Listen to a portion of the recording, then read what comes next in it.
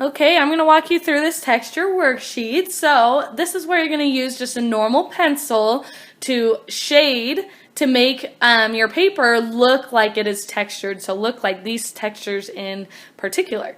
So really quick before we get started, you need to be aware of what I'm looking for when I grade this. So I'm looking for you to complete each box, so each box is full. I'm looking for accuracy and I'm looking for neatness. So this is how you want to approach this worksheet. First thing you want to do is draw the basic outlines of the picture. So from this brick, I would draw the individual bricks that I see to kind of break it up and try to be accurate to it. So always compare your shapes, just like we've learned about with grid drawing and all of that. We're just comparing everything we see. You could even give yourself extra lines on your reference to help you make sure that you're on track as far as your sizes go.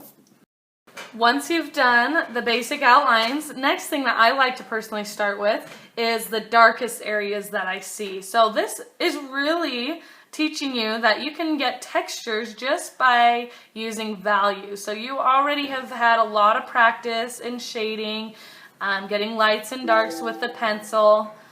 So that's all we're using now. So I'm starting with my darkest areas. And then after that, I can go to like the middle gray areas. So I know this one is kind of a middle dark gray. So I'm using the side of my pencil to shade that in. I could also see there's extra texture inside that, like there's a dark spot, another little spot. So all those subtle little details are going to be what makes your values look like brick rather than just look like a pencil shading. So now this isn't quite done. There's still lots of extra details I can get. Plus, I gotta make sure my contrast or my lights and darks are far enough away where I could see the details of the bricks and I could see that they're accurate. So I'm just going to keep working on this, keep looking for extra details I can add, because anything I add helps it look more like brick. It helps it look more textured.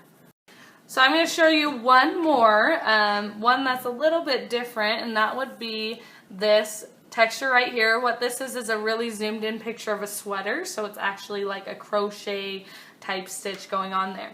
So same thing as the brick, you want to start with the basic outlines. Okay, so you start with the basic outlines, then what you want to do is, like we did in the brick one, start with the darkest areas because it's just starting to simplify the picture for you. After that, the shading for this one is going to be different than the bricks. This is a very like kind of fuzzy type texture. So when I shade, I'm going to do like little scribble motions to help it look fuzzy. This is where kind of trial and error practice comes in. You just kind of see what looks good, what works. So instead of using my nice neat circles to shade, like I said, I'm kind of going in more scribbly because I'm trying to get that fuzzy texture. You're still looking for the lights and darks, you're still looking for the light grays, dark grays, and all of that, but it's just how you're putting them into your picture has changed. Okay, so that's how you should approach this project or this worksheet. So here is a worksheet from a previous year, so you can kind of see how each of these textures look from a student's perspective. So I look forward to seeing how you do with this. So remember, when you're done, take a picture, upload it to Canvas, and then I'll be grading it for you.